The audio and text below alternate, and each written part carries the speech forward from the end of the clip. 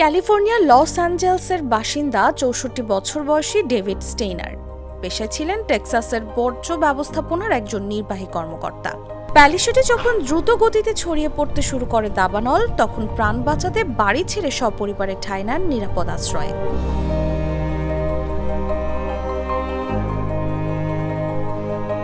তখনও হয়তো ভাবেননি আর ফিরে যেতে পারবেন নিজ ঘরে, তবে আগুন নেভার পর দেখলেন আশ্চর্য এক কাণ্ড।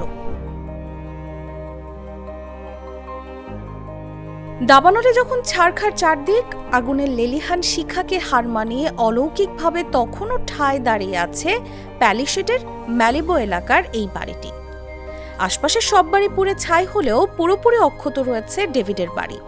এমনকি বাড়ির দেয়ালেও নেই আগুনের কোনো চিহ্ন, যেন ধ্বংসস্তূপের উপর দাঁড়িয়ে আছে এক বাতিঘর।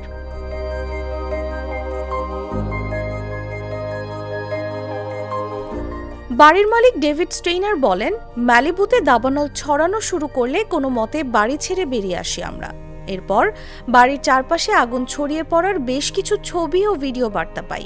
দাবানলের ভয়াবহতা দেখে ভেবেছিলাম বাড়িটা হারাবো, কিন্তু পরিস্থিতি নিয়ন্ত্রণে এলে দেখি আশপাশের সব পড়ে গেলেও ঠাঁই দাঁড়িয়ে আছে আমাদের বাড়িটি।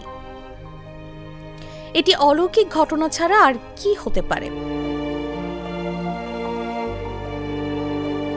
এই বাড়ির ছবি ও ভিডিও শেয়ার করে নানা রকম গুজব ছড়িয়েছে সামাজিক যোগাযোগ মাধ্যম। ঘটনার ব্যাখ্যা দিতে গিয়ে মালিক ডেভিড জানান, যে কোনো বড় আঘাত ও ভূমিকম্পের মতো প্রাকৃতিক দুর্যোগ ঠেকাতে বিশেষ নকশায় বানানো হয়েছে বাড়িটি।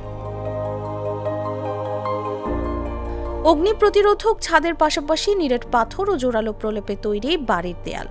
বড় ধরনের ঘূর্ণিঝড় বা জলোচ্ছ্বাসে ঢেউয়ের চাপ প্রতিরোধে মাটি থেকে কমপক্ষে 50 ফুট গভীরে গর্ত করে বসানো হয়েছে মূল কাঠামো।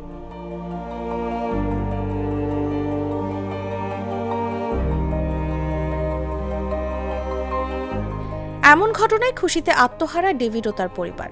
বাড়িটিকে তারা ডাকছেন লাস্ট হাউস স্ট্যান্ডিং বা ধ্বংসস্তূপের শেষ বাড়ি হিসেবে।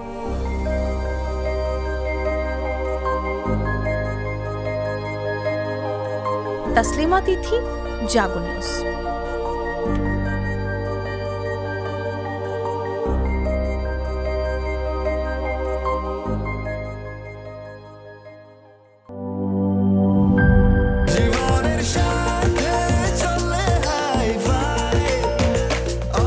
স্বাস্থ্যকর অল টাইম, সব সময় অল টাইম হেলদি লাইফ।